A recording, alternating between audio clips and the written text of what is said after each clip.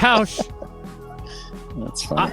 Thank you. I'm curious of your view of Jordan Love. We want to get to our positives and our negatives from that game, and then we'll, I think tomorrow as we get ready for the cuts, which I think some of those are going to start being reported in the morning tomorrow, because I know a few of my colleagues like to spend their morning reaching out to agents and finding out if their guys have been cut, and that process starts in the morning when you're called to bring your playbook or your iPad, as it were, to Lambeau Field. So we'll get to kind of our positives and negatives of the preseason and of training camp tomorrow. But specifically to Packers Seahawks, Tausch, what was your biggest positive takeaway, and did it involve Jordan Love or not? It did, and I think, coming into this preseason, there's a ton of question marks, and I understand why people are still going to be skeptical, but I love the way Matt LaFleur approached the preseason, and I love the way Jordan Love approached the preseason. So he continued to show complete command and control of the offense, where to go with the football. How many times – I saw a stat, and I sent this over to you, that one of your buddies tweeted out about the hits, how many hits he took, and how the O-line did. And that, by the way – that's a quarterback stat. It's an O-line stat, but that's a quarterback stat. That's a scheme stat. And the fact that the ball continued to come out on time, that was always the thing that we looked at with Aaron Rodgers and said, I love that he extends plays, but when everything is going well, 5-step drop, back foot hits the ground, ball comes out because you know where you're going with it. And that's how you establish rhythm. It's how you establish confidence with your O-line, is that things don't get off kilter all the time. And then Jordan, really what I liked most and my biggest positive was what he was able to do with his feet. Extending plays and picking up first downs, getting some good rushing yardage. I don't know what his rushing yard stats were on the day. 3 for 21. It just showed you. I mean, if he can do that in the limited amount of time, and then to finish another drive off with another tutter on a back shoulder throw to Christian Watson, I don't think you could have drawn up a better preseason for Jordan Love than what you saw. As far as how everything played out, I couldn't think of a more I think for me, and I think I'm speaking for a lot of Packer fans, there is a lot of unknown, and I don't know. Does that mean that this is a finished product and that things are going to be smooth sailing when we go down to Chicago? No.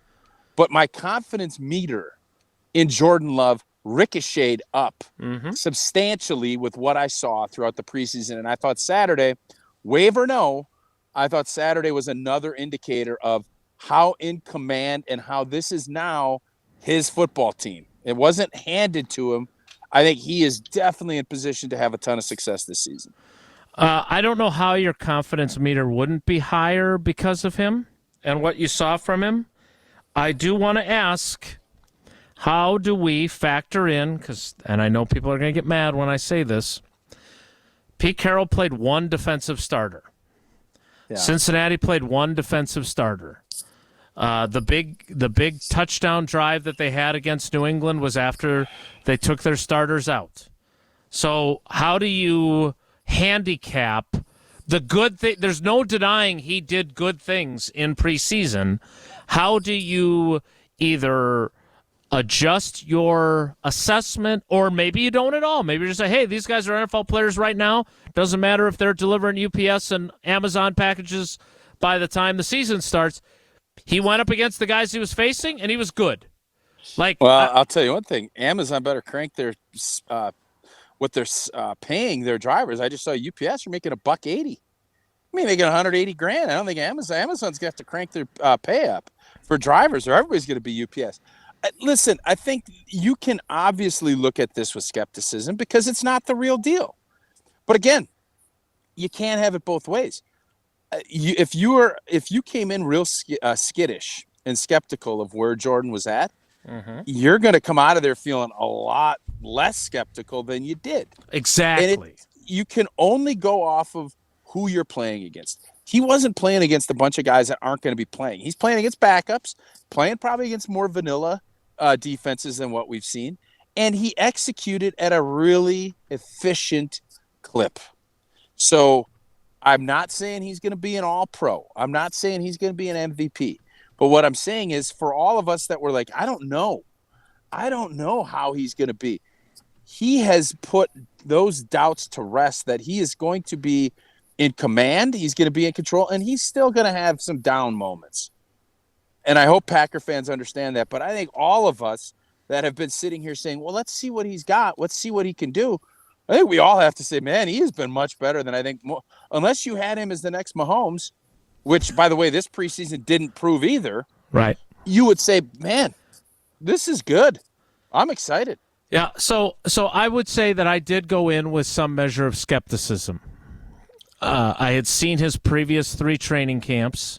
I had seen the Kansas City game, and I thought that the 10 snaps in Philadelphia were not a sufficient sample size. I had also seen the game in Detroit that Jesse attended that was not all that impressive when he played the second half. I did not ever think he was going to stink. I never have thought that all along. And after seeing him in the offseason, my expectations were he's going to be okay. I thought he was better than okay. I thought he was good in preseason. And I was walking back from one of the last practices with somebody who works for the team, and I said, I was really encouraged by him this offseason, this training camp. I really was. Do I think that he is going to have the same kind of season that Rodgers had in his first year as the starter? I don't. I think there are going to be some significant growing pains that Goody has chosen to take on by having all these young guys around him. I do think those could be mitigated by veteran players being in the mix on offense, and that is not the case. But I do think that Goody's reasoning is sound long-term, that you get through these together, and then you could be really good once you're all through your growing phases, okay? But I do think that this is going to be a little tougher, and I do think that there is a little bit, and I don't want to call it false confidence because I don't think that's what Jordan has, but I think there is a portion of the fan base that has a higher level of confidence than is probably warranted.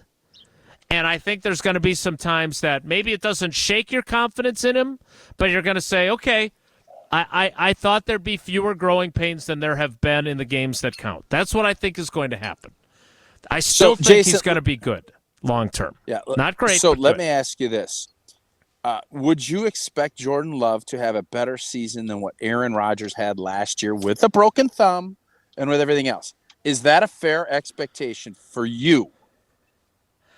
I really want to know how many picks he's going to throw and how many of them are 12 picks is a lot. In today's day and age in NFL football, 12 is a lot of picks. I agree. And so if he throws 12 or fewer, then I think that's a win. Because, again, I don't think that if he throws 15 picks, I don't think it's going to be 15 picks all because he's a first-year starter and he screwed up. I think there are going to be plays where, Malik Heath is going to be their 4th receiver. Which, again, Malik Heath's a great story. Like, total knucklehead in college, really hurt himself, could have been drafted, had enough talent, went to Ole Miss, got his act together enough to get an opportunity as an undrafted guy. But I'm going to guess that he's going to run a route wrong or he's going to have a ball go through his hands and off his face mask at some point. Something's going to happen, whether it's with him or it's going to be Christian Watson, who is a stud athlete but is still working to improve his hands, or it's going to be Tucker Kraft not being in the right spot, or it's going to be Luke Musgrave, who has caught the ball inconsistently in camp. There's going to be some guys who make some mistakes that cause Jordan to have interceptions that aren't his fault. So if there's 12 interceptions total, I'm going to say that's a win for them. Because Aaron Rodgers, I don't know how many of those 12 weren't, air quotes, his fault, but I think there's an even greater likelihood of more interceptions being someone else's fault than the quarterbacks this year. I just think that we all are looking at this and the disappointment of last season, and I think Goody being shocked at how bad last year went and to lead to this move. I think we all are looking like, well, there's no way Jordan can ever play at that level of Aaron Rodgers, not in the first year. And I look at it and say, well, last year's level wasn't that You great. play the 2022 level. Mm-hmm. So I want Jesse, I want you to pull that. You figure out the wording on it. I'm not pulling anything anymore. Why? Put it on the show account. What's the matter with you? You're scared of a couple naysayers? Well, it wasn't Get a couple. over it. I get over it. Come you on. post the poll. I don't know You how to post pull. it, You know Jack I don't Wagon. know how to. Somebody you know tweeted at me saying, I legitimately hate you the other day. to you. Yeah. It's probably a That's not Brewers great. fan. That's It's not because great. you're rooting against the Brewers and hoping they lose so you don't look like an idiot. I was That's celebrating outliving Scalzo and Brust as a program on ESPN Whoa! Wisconsin. why. Trophy. Yeah. So I think from a positive standpoint, and again, I know we're going to do like the regular season or the preseason and everything, but for that game, I really thought the way he got out of the pocket and the poise and everything else, and you could add Malik Heath, you can add a lot of stuff. The O-line, there's a ton of positive things. And by the way, we all bash preseason football. From a Packers standpoint, the last 4 or 5 years have sucked because there's no juice. Yep. None of your guys are playing. None of you even dressing.